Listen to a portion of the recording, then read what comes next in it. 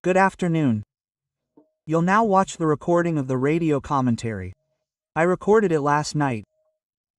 The commentary was released this Monday morning, October 20th. Remember to subscribe and don't forget to like or dislike it at the end. Let's get to the commentary.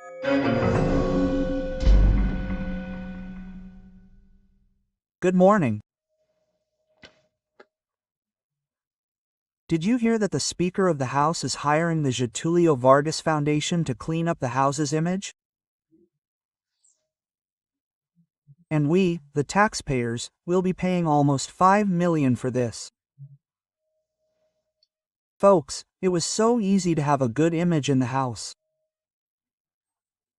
All it took was for Hugo Motta to be truthful the day he brandished the Constitution, imitating Dr. Uli's gesture on October 5, 1988. And everyone believed he would uphold the Constitution, which he swore to uphold, right? And defend it too, because after all, as a representative, he is the president of, a chamber that oversees the government. The government includes the executive, legislative, and judiciary branches. And if any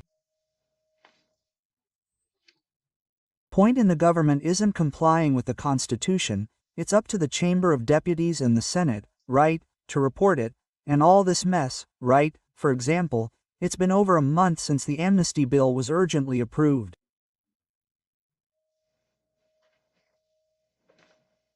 There's not even a bill. I saw a very interesting bill. I'll tell you about that bill later. I want to read it carefully to see if it's plausible. Well, yeah, interesting. The foundation says it's to map the bottlenecks. There's a bottleneck for a Chivas whiskey that had a photo of the Speaker of the Chamber drinking from the bottleneck. And to set up repair shops, I don't know if it's to repair the Chamber's cars. My God. Yeah, at least we find some things funny. Well, yeah, there's another issue here. Barroso left, right? Look how beautifully he ended his 12 years on the Supreme Court, voting in favor of abortion. Yeah. Article 5 of the Constitution, which is a constitutional clause, begins with the right to life. It's a life.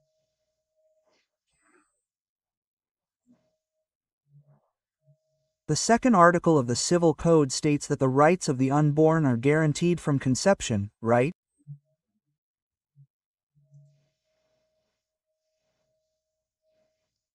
Well, so Jose came out coherent. He's always been this progressive, right, which is to undermine the values of the majority of Brazilian society and pretend that the Constitution doesn't exist, that the law doesn't exist. And he left sad, right? He left with his head down. It was a way out. I've been calling him a deserter, right? Because he left suddenly. Folks, I spoke to you the day before the peace agreement in the Gaza Strip, and on the day of the agreement, after the agreement, I said, I don't believe this agreement will work because Ramos is involved. If Ramos is involved in the agreement, you can't participate. Because yesterday, Ramos killed 2 Israeli soldiers and wounded 3. Then Israel reacted. And before that, Ramos gathered Palestinians from other factions, forced them to their knees in the public square, and executed them.